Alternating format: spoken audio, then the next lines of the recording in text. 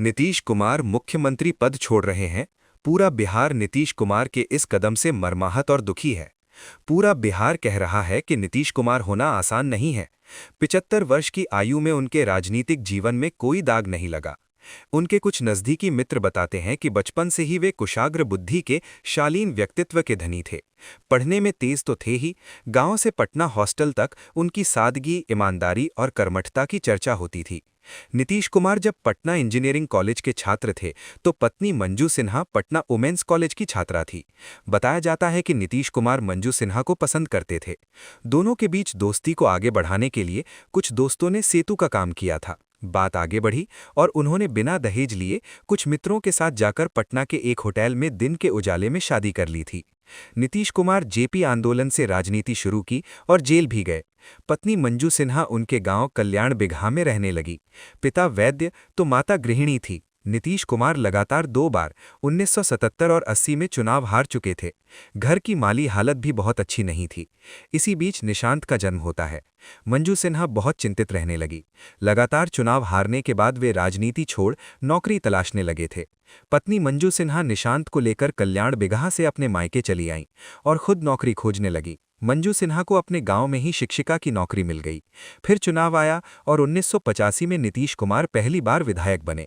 पत्नी गांव से पटना आ गई और नीतीश कुमार के सरकारी आवास में रहने लगी। लेकिन लोगों की भीड़, स्कूल और बच्चे को संभालना मुश्किल पैदा कर रहा था। वे सरकारी आवास छोड़ फिर पटना स्थित अपने पिता के घर आकर रहने लगी। 1989 में जब नीतीश कुमार सांसद चुने गए तो कुछ दिनों के लिए मंजू सिन्हा भी दिल्ली चली गई। तब बिहार के मुख्यमंत्री लालू प्रसाद थे। उन्होंने मंजू सिन्हा को पटना से बिहार भवन दिल्ली में ट्रांसफर करवा दिया, जिसका घोर विरोध होने लगा। मंजू सिन्हा फिर दिल्ली से पटना लौट आईं। नीतीश कुमार लगातार सांसद और मंत्री केंद्र में बनते रहे, लेकिन पत्नी साथ में कभी नहीं रहीं। वसूल पक्के, ईमानदारी और काम के प्रति निष्ठा नीतीश कुमार के रग-रग में शुरू से रहा है। 2000 से उन्होंने बिहार में लालू राबड़ी सत्ता के खिलाफ संघर्ष शुरू किया, लेकिन अपेक्षित सफलता नहीं मिली। 2005 के नवंबर में नीतीश कुमार मुख्यमंत्री बने। तब से लेकर कुछ माह को छोड़ लगातार बिहार के मुख्यमंत्री हैं। उन्होंने बिहार में अमन चैन लाया, सड़कें बनवाईं, शिक्षा, स्वास्थ्य और इंफ्रास्ट्रक्चर को मजबूत कर बिहार के विकास को गति दिया। भाईचारा और सामाजिक सद्भाव बनाए रखने का मिसाल कायम किया। देश के इकलौते नेता हैं जिन्होंने न्याय के साथ विकास का संकल्प लिया और कामयाब रहे। कभी किसी के साथ कोई भेदभाव नहीं किया।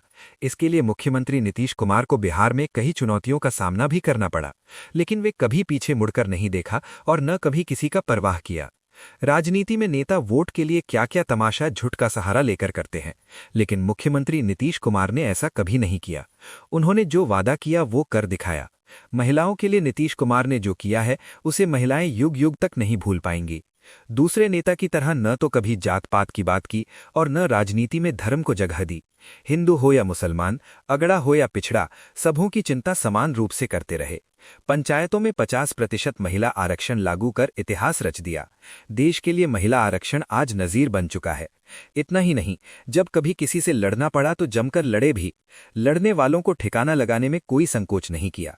युवा हो या छात्र छात्राएं, दलित हो या महादलित, सभी को आगे बढ़ाने में लगे रहे।